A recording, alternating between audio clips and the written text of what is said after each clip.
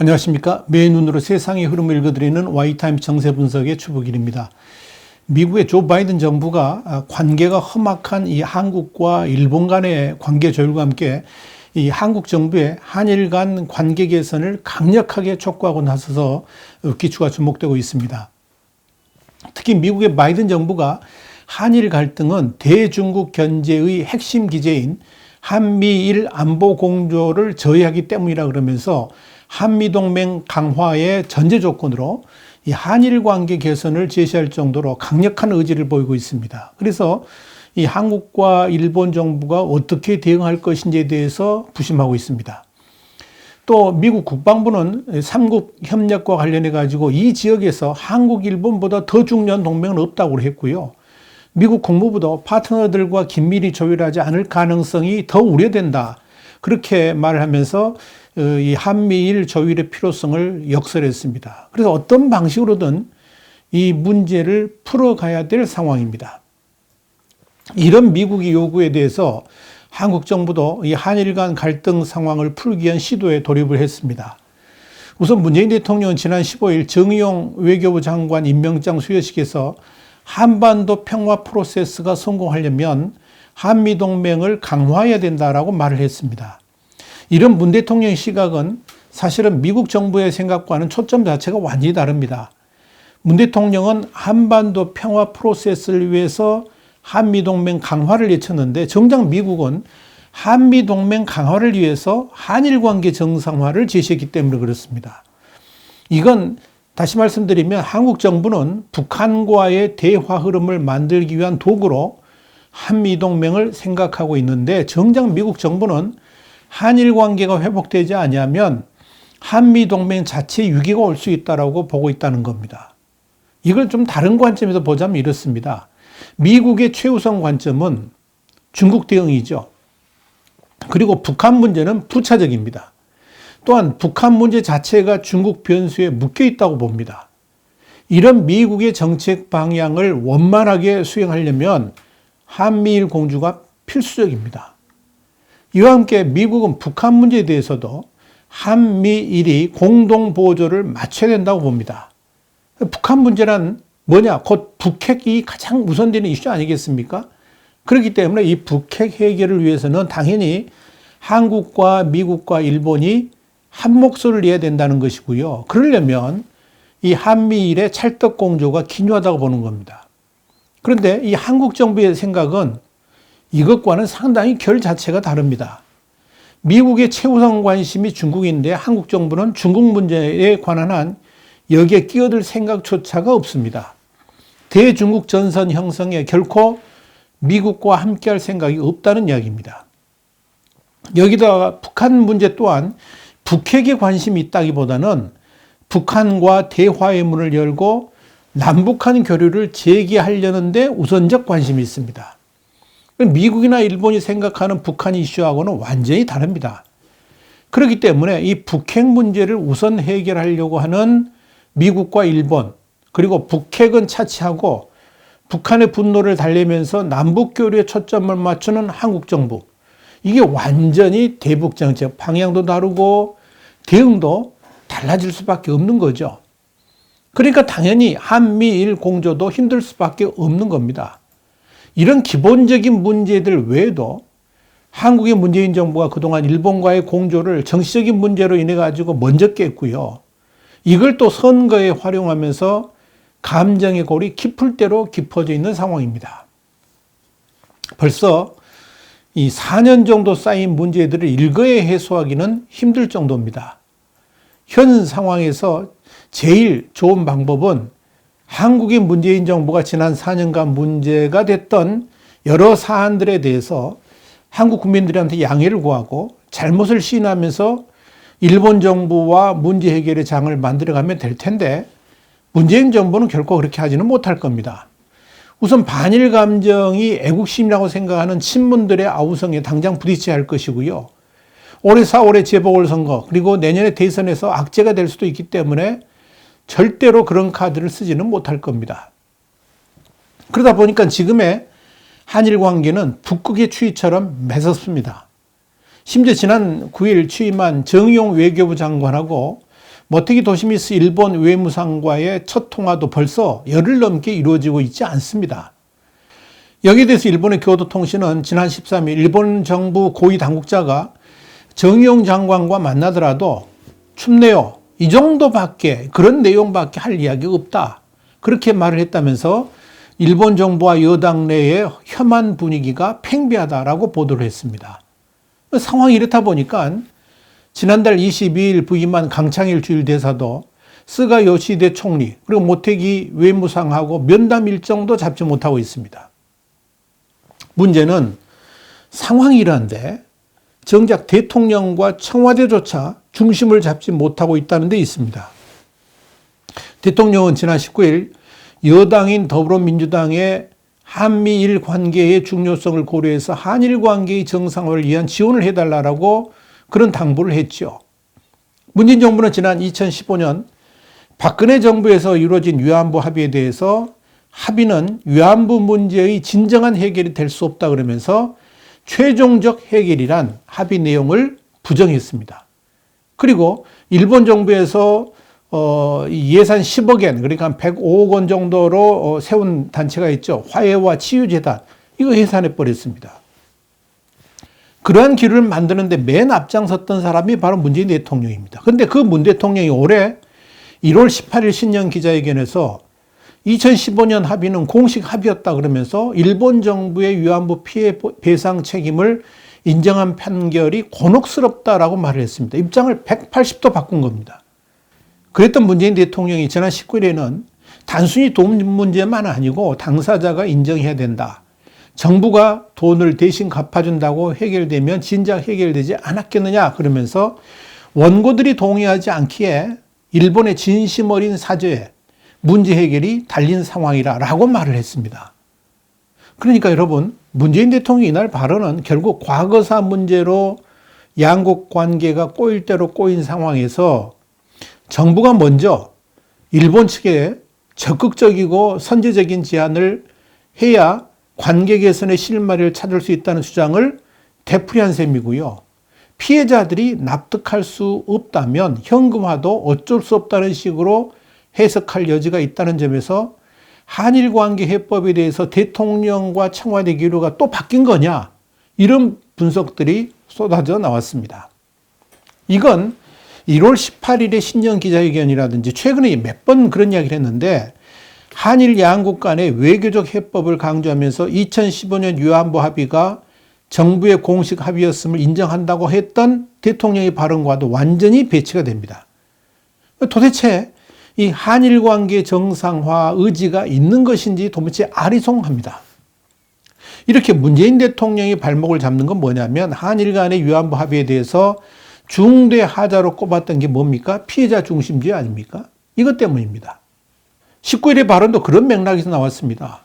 문제는 문재인 대통령의 생각대로 피해자 중심주의를 끝까지 고집하려면 지난달 법원의 배상 판결에 따라 한국 내 일본 정부 자산을 현금화해가지고 위안부 피해자들을 위한 사법정의를 완성해야 됩니다. 근데 그렇게 하면 어떻게 되느냐? 한일 관계는 끝장이 납니다. 한일 관계 개선을 위해서 피해자 중심주의를 포기하자니 국내 지지자들의 여론이 문제고 끝까지 고집하자니 한일 관계는 더 이상 회복될 수 없습니다. 그야말로 진퇴양난인 겁니다.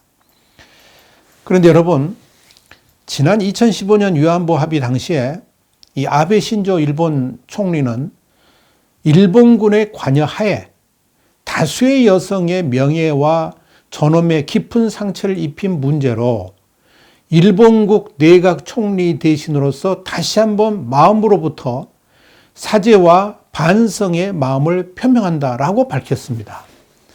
그러면서 일본이 정부 책임과 사죄를 전제로 해가지고 예산 10억 엔을 거출을 했고 한국은 이를 사실상의 배상으로 해석할 수 있도록 했습니다. 자, 그렇다면 이 합의에 대해서 해석을 한국의 문재인 정부가 어떻게 하느냐에 따라서 일본 정부의 대응도 달라지는 겁니다. 위안부 합의를 정부의 공식 합의로 인정한다고 문재인 정부가 이미 이야기했고 대통령도 그렇게 이야기했지 않습니까? 그렇다 그러면 그 당시 합의했던 대로 일본 정부의 사과도 인정을 해야 됩니다. 그런데 위안부 합의를 인정한다 그러면서도 일본 정부의 공식 사과는 인정하지 않는 우를 지금 범하고 있는 겁니다. 당시 아베 총리는 개인 자격도 아니라 일본국 내각 총리 대신 자격으로 사죄를 했기 때문에 그렇습니다. 자, 문제가 이렇게 불거지니까 청와대는 또 말을 바꿨습니다. 김민석 대변인을 통해서 대통령은 정부 간 합의가 이루어져도 피해자 동의가 중요하다는 평소 입장을 반복한 것뿐이다 그러면서 위안부 피해 할머니들의 현재 상황을 설명한 뒤에 한일 간에는 협력이 필요하고 한미일 관계도 중요하기 때문에 당에서도 이 한일 관계 정상화를 위해 지원해달라고 당부했던 것이다 그러면서 아주 장황하게 해명을 했습니다. 그러면서 김 대변인은 한일 관계 정상화 노력이 말씀의 취지였다 그러면서 굳이 한 번 더 부연했습니다. 그런데 여러분, 그렇게 해명을 한다고 그래가지고 문재인 대통령의 본 마음이 충분하게 설명된 것도 아닙니다. 이날 대통령과 청와대의 발언과 해명은 아직까지 대통령의 생각이나 청와대나 이 위안부 합의 문제에 대해서 깨끗하게 입장 정리가 되지 않았다는 것이 여실히 드러났기 때문에 그렇습니다. 자, 이런 분위기는 외교부도 마찬가지입니다. 지난달에 위안부 문제와 관련해 가지고 중앙지법 판결이 나오니까 외교부가 뭐라고 했느냐 성명을 낼 때 판결은 존중하는데 위안부 합의가 공식 합의임을 상기한다. 이런 공식 입장을 냈습니다. 그러니까 이건 이러지도 못하고 저러지도 못하는 정부의 혼란스러운 분위기를 그대로 반영했다라고 볼 수가 있습니다. 자, 이렇게 오락가락에다가 갈팡질팡하고 있으니까 일본 정부도 한국 정부를 신뢰하지 못하는 겁니다. 일본 정부의 한국 정부 불신은 단순하게 위안부 문제 때문만은 아닙니다. 더 근본적인 문제는 문재인 정부의 대북, 대중국 정책 때문입니다. 이걸 우리가 간과해서는 안 됩니다. 한국과 일본은 비록 과거사 문제라든지 이 영토 문제로 인한 갈등이 있긴 합니다만은 북한의 군사적 위협에 대해서 지난 70년간 미국과의 동맹을 중심으로 해가지고 같은 길을 걸어왔고 또 자유민주주의라는 가장 기본적인 가치관을 공유해 왔습니다. 그랬던 일본이 문재인 정부가 들어서면서 외교 청서에서 가치관 공유를 삭제해버렸습니다. 왜 그랬을까요?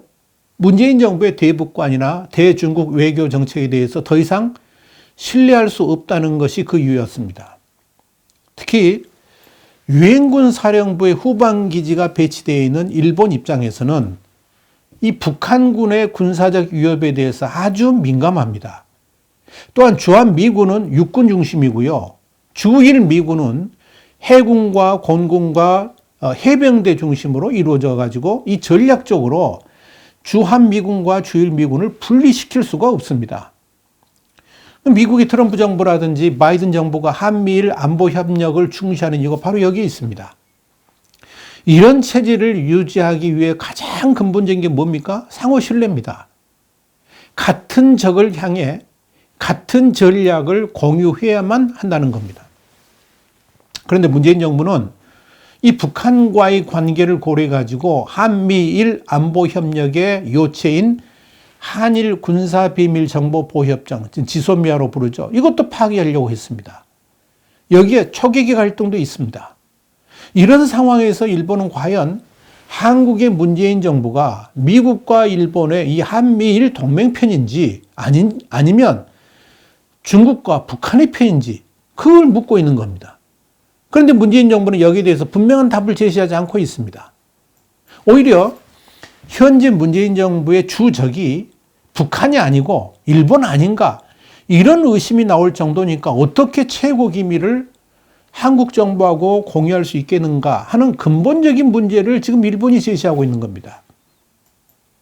이런 상황에서 한국의 문재인 정부는 완전히 헛다리 짚고 있으니까 일본도 말문이 아예 막히겠죠. 그러니까 말문을 아예 닫아버린 겁니다.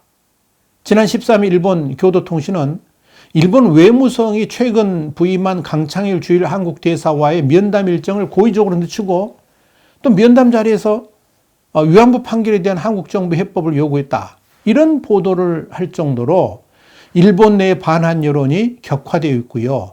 해결 전망도 전혀 보이지 않고 있는 겁니다. 심지어 일본 측은 말보다 행동이라 그러면서 한국 측의 유화 제스처를 거들떠보지도 않고 있는 양상입니다. 자, 이런 일본의 현지 분위기 때문에 한국 정부는 그야말로 난감한 상황입니다. 대략 난감. 아마 이 말이 맞을 겁니다.